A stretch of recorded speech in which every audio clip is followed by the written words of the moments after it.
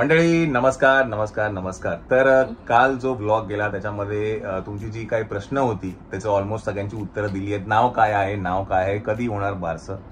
तर बाळाचं नाव आहे व्योम वायकुळ.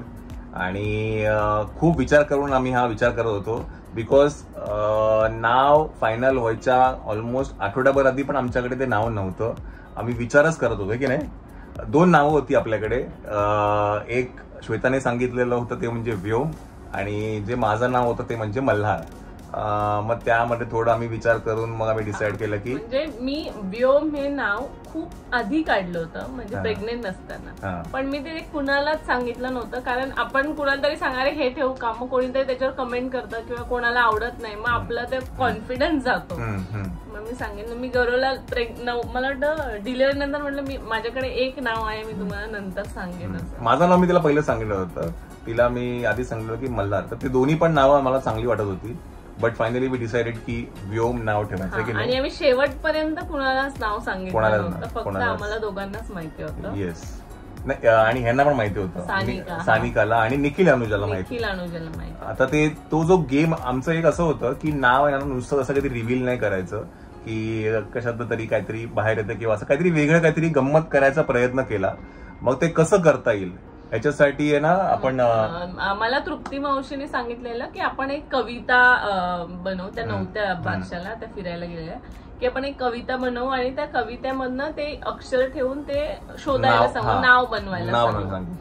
मग तिकडनं आम्हाला ते सुचत गेलं आणि मग आम्ही ठरवलं की 4 अक्षराचे नाव आहे VYOM. तर मग त्याचं काहीतरी आपल्याला प्रश्न बनवून ते अक्षराचं नाव शोधता येईल का, गेस करता येईल का, असं मग ते सुचत गेलं. आता मग ह्याच्यासाठी मग मी म्हटलं की एक काम करूया, आपण अनुजाला फोन लावूया आणि मग तिच्याकडे आपण ते सगळं. मग तिने ते क्वेश्चन्स बनवून दिले आम्हाला 4. येस. मग ती जे 4 प्रश्न होते आम्ही विचारले ते, आणि ते नावाची 2 ओळी आहेत त्या, म्हणजे नावाचं जे मिनिंग आहे. तुम्ही ब्लॉग बघितलं असेल तर व्योम आणि वरती सगळं छान लिहिलेलं आहे, ते अनुजाने लिहिलंय. ते तिने तिच्या याच्यामध्ये गुगलवर तर येतच, पण तिने तिच्या कलेमध्ये ते एवढं सुंदर लिहिलं. म्हणजे सिम्पल फॉर्मॅटमध्ये तुम्ही जर मला विचाराल तर व्योमचा अर्थ होतो आकाश, इन्फायनाईट. आणि त्याचं काय म्हणतात ते थोडं मी तिला म्हटलं 1-2 ओळीमध्ये मला लिहून दे, आणि मग तिने ते असं छानपैकी लिहून दिलंय की नाही. मस्त झालं ते.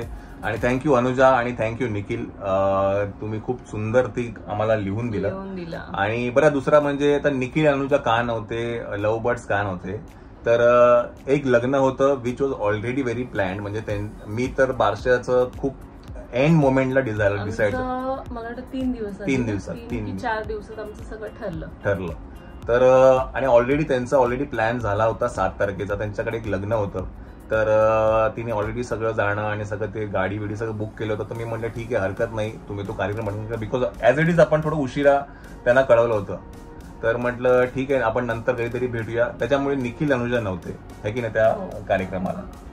आणि तुम्ही जो तो लखोटा बघितला आणि जे नाव बॉक्स लिहिले होते व्योम नावाचे VYOM, जे जेव्हा लोक गेस करत होते तेव्हा ते बॉक्स आणून जेव्हा मी ठेवत होतो ते केलं होतं सानिकाने.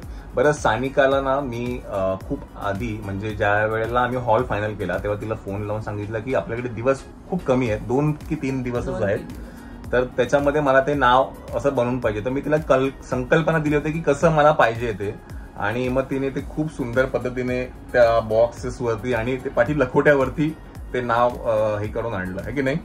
तर तिचं ना खूप सुंदर सुंदर तिच्याकडे कल्पना असतात. म्हणजे तुम्ही जर दिवाळीला बघाल तिच्याकडे जे कंदील्स असतात, म्हणजे मागच्या वर्षीचं तुम्हाला आठवत असेल मायराच्या फोटोचा कंदील तिने आम्हाला पाठवला होता, तो पण खूप सुंदर आणि इतकी छान कंदील बनवते ती. येस. तर तिचं एक पेज आहे सानिका क्रिएशन्स, ते मी नक्कीच इथे टाकेल, तर मी नक्कीच त्या पेजवरती व्हिजिट करून बघू शकता. तिचे एक्झिबिशन्स पण असतात, म्हणजे इतर पण ती खणापासून काय काय बनवता येतं, बऱ्याच गोष्टी बनवते. Yes yes. हे झालं त्या लखोट्याबद्दल. आता ज्यांनी हे सगळं शूट केलं आहे की नाही, म्हणजे ज्या आम्हाला एक असतं की ना छोटंसं ना सिनेमॅटिक थोडं वाटलं पाहिजे, म्हणून मग मी अमरला सांगितलं होतं, बिकॉज अमर बरोबर आपण मायराच्या बर्थडेचं, नंतर शिवाजी महाराज, छत्रपती शिवाजी महाराजांचं आपण शूट केलं होतं शिवनेरीवरती जाऊन आहे की नाही. तर ते सगळ्या गोष्टी त्यावेळेला आम्ही केल्या होत्या. म्हटलं ह्याही वेळेला म्हटलं आपण अमरला सांगू. मग अमरने हे सगळं फोटोज आणि व्हिडिओज तुम्ही जे बघतायत सिनेमॅटिक मध्ये जे बघतायत ते सगळं त्याने शूट केलं होतं. तर त्याचंही पेज आहे सिनेमॅटिक वाला, तर नक्की त्या पेजला व्हिजिट करून बघू शकता. कुठलंही फंक्शन असेल ना त्याचं जे त्याने जे शूट केलंय ते आपल्या पण डोक्यात नसेल आलं की एवढं सुंदर त्याने ते. म्हणजे तुम्हाला असं वाटलं की खरंच काहीतरी सेट उभारलाय असं काहीतरी वाटत असेल, पण म्हणजे छोटंसं काहीतरी असेल पण त्याचं दिसताना खूप मोठं वाटत आहे की नाही. हेच जेव्हा गणपतीचं मी शूट केलं होतं आहे की नाही, जेव्हा आपण साऊथ इंडियन ड्रेस घातला होता तेव्हा पण त्याचं मंदिराच्या बाहेर वाटत होतं. तो बोलला काय करणार म्हटलं तर काय आता कुठे फोटो काढणार, खाली जाऊ शकत नाही फोटो काढायला. मग त्याने सांगितलं की बाहेर आपण फोटो काढूया आणि मग ते बाहेर आपण फोटो काढले बघ. तर त्याच्याकडे खूप आयडियाज खूप सुंदर आहेत आणि तेच दिसून आलं या सगळ्या व्हिडिओज आणि ब्लॉग मध्ये, हे की नाही. तर नक्कीच त्या पेजला व्हिजिट करा सिनेमॅटिक वाल्याला. आणि नंतर मेकअपचं तर ऑलमोस्ट भागदौड खूप मोठी होती. म्हणजे जवळजवळ आम्ही 3, 4, 5, 6 जणी होतो आणि 6 जणींना रेडी करायचं होतं सीमाला, ते पण 9:30 पर्यंत. तर ती 5 वाजता बसली तिथे, म्हणजे 5 वाजता सुरू झालं ते बरोबर. मला वाटतं मला थोडासा लेट झालं, 10, 10:30 झाले, पण ठीक होतं. म्हणजे तो टायमिंग आम्ही धरलाच होता. एवढ्या जणांचं तिने एवढं फास्ट मेकअप हेअर सगळं केलं, तर खूप छान. आणि मुळात ते खूप छान सटल होतं. मला असं एकतर मला खूप मेकअप आवडत नाही. मायराचं असेल, मायराचं तर गौरवला असं होतं की कुणाला देऊच नको, खूप मेकअप करतात त्यांना आवडत नाही, पण तरी पण खूप सुंदर तिने केलं, खूप छान. येस, तर तिचंही पेज आहे ते आपण नक्कीच इथे टाकूया. तिचं सीमा मेकओव्हर्स काहीतरी आहे ना, तर ते आपण मम्मी आमच्या तर नऊवाऱ्या नेसवायच्या पण होत्या त्याच्यामध्ये, ते पण नेसवलं सगळ्यांचं. तर तिने खूप फास्ट काम केलं, छान आणि छान पण होतं. येस. आणि बरं दुसरं हे जे कॉस्ट्युम्स आहेत हे जे बनवले, तर हे सगळं ईशा क्रिएशन्सनी बनवलेत. म्हणजे आम्ही पण त्यांना असं सांगितलं होतं की ट्रेडिशनल असं काहीतरी आपल्याला पाहिजे. तर त्यांनी ते कॉस्ट्युम्स माझं, बाळाचं, दोघांचं सेम आणि मायराचं. तर मी म्हणत होतो की श्वेताने जी साडी घातली होती ती आमच्या लग्नातली होती. नेसलेली साडी आमच्या लग्नाची विधीची साडी होती आणि 8-9 वर्षानंतर मी ती साडी परत नेसली. फक्त त्याचं ब्लाऊज मला आता होत नव्हतं, ते मी ईशा क्रिएशन मधून घेतलं. पण छान वाटलं, मस्त वाटलं की नाही. म्हणजे मला होतं की मला तीच साडी नेसायची, म्हणून आम्ही तो कलर कॉम्बिनेशन सगळं असं केलं. मायराचा परकर पोलका आणि ते सगळं आहे ना. येस. बरं, दुसरं एक म्हणजे की तुम्ही सगळे विचारत होतात सगळं छान झालं, पण दादाच्या डोक्यावरती फेटा आणि बाळाला असं काहीतरी केलं असतं तर खूप चांगलं झालं असतं. डेफिनेटली हे आमच्या डोक्यामध्ये होतं, बट वेळ ना आमच्याकडे कमी होता. आणि ज्या दिवशी आम्ही लग्नावरनं आलो, म्हणजे मामा मामींच्या वेडिंग अॅनिव्हर्सरीवरनं आलो, त्या दिवशी खरं द्यायचं होतं, पण ते स्किप झालं. आम्ही विसरून गेलो की आपल्याला फेट्यासाठी काहीतरी करायचंय. आणि त्या ज्या दिवशी नेक्स्ट डे बारसं आहे, त्या दिवशी दुपारी मला आठवलं की आपल्याला फेट्याचं आपल्याला काही झालं नाहीये. मग मी खूप ठिकाणी फिरलो, खूप ठिकाणी विचारलं, काहींना मी फोन लावून विचारलं की फेटा करायचा, तर काहींनी आवाजच हवा मला रेट सांगितले आणि ते मला ते काही पटलं नाही. मग मी म्हटलं ठीक आहे, हरकत नाही, आपण आहे ना नॉर्मल आपण हे करू, दोघांचे कॉस्ट्युम सेम आहेत आणि मग आपण ते आम्ही रेडीमेड पण बघत होतो पण कुठे मिळत नव्हता. येस, त्याच्यामुळे तो फेटा राहून गेला. खरंच ते मला कुठेतरी चुकल्यासारखं होतंय, पण ठीक आहे. केलं पण असतं, पण एक ठीक आहे, एक नॉर्मल रेंज असते त्याच्यापेक्षा हाय रेंज असते, ते पण ओके. पण तुम्ही 5 पट 10 पट पैसे सांगता, जे म्हणजे कपडे इतर गोष्टींचे पण एवढे नाही जेवढे फेट्याचा रेट सांगतात, तर ते कुठेतरी आम्हाला उगाचच वाटलं.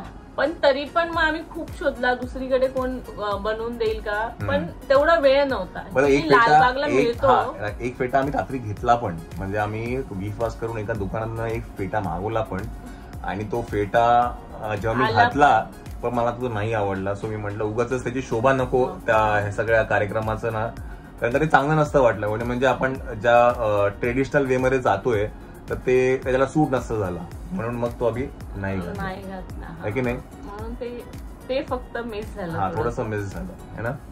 पण कार्यक्रम सुंदर झाला आणि सगळ्यांचे खरंच खूप खूप धन्यवाद. म्हणजे जे जण येऊन सगळ्यांनी हा कार्यक्रम काय म्हणतात हे केला, म्हणजे श्रद्धा असेल, साक्षी असेल, चंचल असेल, मम्मी असेल, सगळेच जण आहे की नाही. सगळे टीम एफर्ट होते आणि खूप सुंदर झाला कार्यक्रम है ना. छान झाला आणि खूप कमी वेळेत प्लॅन करून आम्हाला करायचं होतं 15 तारखेला, पण ते झालं नाही आणि ते आम्हाला 7 तारखेला करायला लागलं. तो बारसं झालं होतं 7 तारखेला, 7 डिसेंबरला झालं होतं, सॅटर्डेला होता आणि तुमच्यापर्यंत तो वेडनेसडे ट्यूसडेला ब्लॉग आला की नाही. त्यामुळे ते थोडस अजून काही गोष्टी करायच्या होत्या तर तेवढा वेळ नाही मिळाला.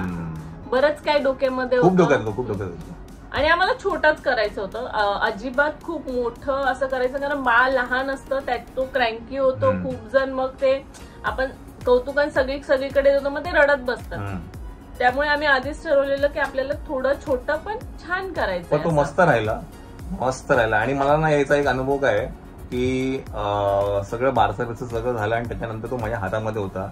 जवळजवळ 1 तास 1.5 तास तो झोपला होता म्हणजे. आणि हे सेम अनुभव मला मायराच्या पहिल्या बर्थडेला आला होता. मायराचा पण केक बी कापून झाला आणि मायरा जी झोपली फोटो काढायच्या वेळेला, तर ती सगळ्या फोटोमध्ये ती अशी झोपलेलीच आहे. हो, आणि आपण सगळ्या फोटोमध्ये झोपले. एक तर आपण आधी हॉलमध्ये गेलो तेव्हा तो खूप वेळ खेळत होता पाण्यामध्ये, त्याचाच एकटाच खेळत होता.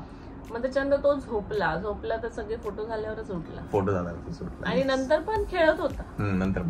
फक्त आम्ही जेव्हा हॉलमध्ये एंट्री केली ना तेव्हा तो रडायला लागला, कारण काय झालं, घरी पण तो झोपलेला, त्याने फीड केलं नव्हतं आणि तिथे गेल्या तो उठला.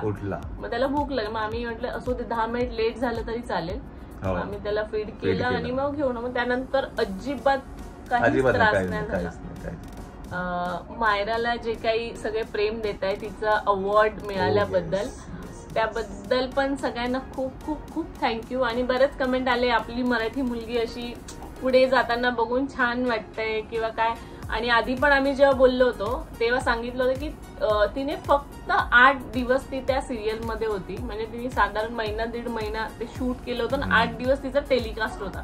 पण तिचं त्या 8 दिवसात एवढं नोटीस केलं गेलं की ती काय पद्धतीने करते, तिच्यात काय टॅलेंट आहे. आणि ही खूप मोठी गोष्ट आहे की ITM मध्ये तिला अवॉर्ड मिळालाय.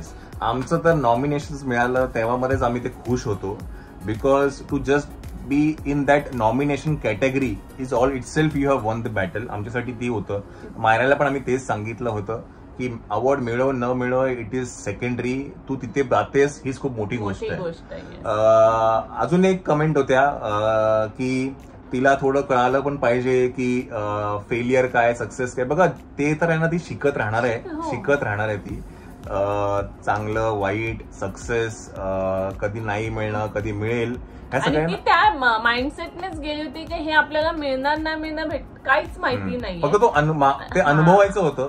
अवॉर्ड शो एक वेगळा होता आपल्या, आपण जो बघितला तो थोडा वेगळा होता. हा जरा मोठ्या प्रमाणात होता आणि खूप सगळ्यात तिला आनंद कशात झाला माहिती, तिला तारक मेहताची टीम भेटली. तिला ते अवॉर्ड आणि त्याच्यापेक्षा तिचं जे स्वप्न म्हणता येईल की तिला ते तारक मेहता ते सगळ्यांना भेटायचं, बबिता, ती त्या सगळ्यांना भेटायचं. म्हणजे लहान मुलांचं जे कुतूहल असतं ना की आपण घरात बसून आम्हाला ह्यांना भेटायचं त्यांना भेटायचं, तर ते सगळं तिला ते भेटता आलं. तर सगळ्यांचे खरंच खूप खूप खूप खूप धन्यवाद.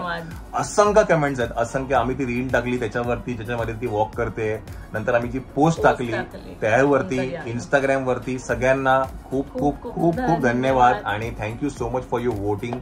आणि थँक्यू ITA खरं तर ज्यांनी मायराला नॉमिनेशन्स मध्ये घेतलं आणि त्यांनी अवॉर्ड दिला. सो सगळ्यांना खूप खूप धन्यवाद आणि असंच प्रेम देत राहा, असाच आशीर्वाद असू दे आमच्या पाठीशी. Yes, thank you. चला हा ब्लॉग आपण इथे एंड करूया. परत एका ब्लॉग मध्ये भेटूया आपण. Till then take care, bye bye. कोणतरी आलेला आहे.